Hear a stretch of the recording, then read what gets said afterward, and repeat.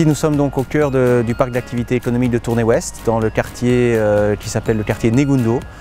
au sein duquel IDETA a déployé un certain nombre de bâtiments à destination de l'accueil des entreprises. Et nous avons souhaité, dans le cadre de la mise en œuvre de ces bâtiments, intégrer toute une série de techniques innovantes en matière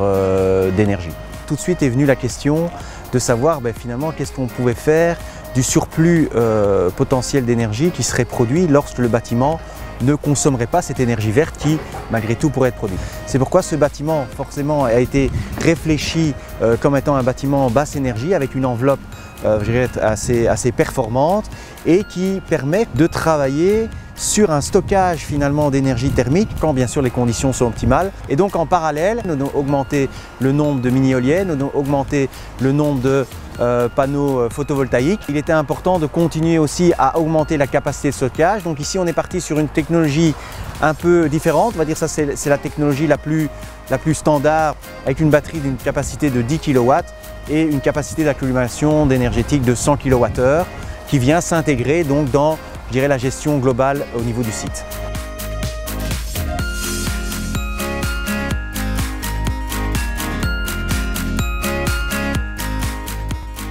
Les véhicules électriques évidemment sont dotés d'une batterie, donc finalement si on les combine avec des bornes de recharge sur le site, ce que nous avons fait ici, eh bien on peut utiliser ces batteries comme aussi source de potentiel de stockage. Et donc finalement en intégrant ça dans le concept général, on se donne une capacité de stockage en plus, donc c'est assez utile dans la panoplie.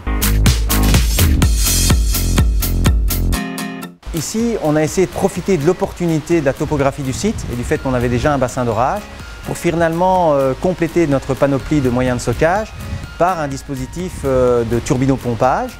qui existe par ailleurs mais à des échelles beaucoup plus grandes. Donc l'intérêt ici c'était de pouvoir finalement, dans le cadre d'un projet de recherche plus large à l'échelle de la région wallonne qui s'appelle Smart Water, de venir déployer une installation de turbinopompage beaucoup plus petite mais à l'échelle du site en tenant compte du relief du site et finalement avec les puissances qu'on va pouvoir mobiliser ou les capacités d'énergie qui sont forcément en regard des différentes puissances et énergies stockées qu'on a sur les différents types de stockage qui ont été déployés par avant. Quand on va avoir un excédent d'énergie verte produite par je dirais les éoliennes ou les panneaux photovoltaïques, on va stocker cette énergie en allant chercher de l'eau dans le bassin aval.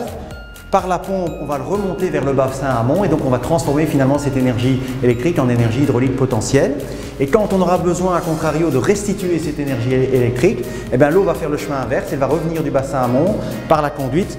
aller dans le dispositif qui là forcément va fonctionner en mode turbine et donc va générer de l'électricité et finalement réalimenter le site avec cette énergie qui finalement a été produite à un moment antérieur et qui va être consommée quand les besoins seront là. On n'a pas travaillé sur une solution, sur une technologie, mais plutôt sur une panoplie de solutions. Et donc finalement, on a déployé 4 types de stockage, mais qui finalement sont complémentaires. Quand on travaille sur une technologie, on subit les contraintes de cette technologie et on en est un peu dépendant. Et finalement, quand on travaille avec un mix, on peut mieux finalement aller tirer les avantages des différents types moyens de stockage déployés et plus finalement subir leurs contraintes. L'objectif principal ici au niveau du projet,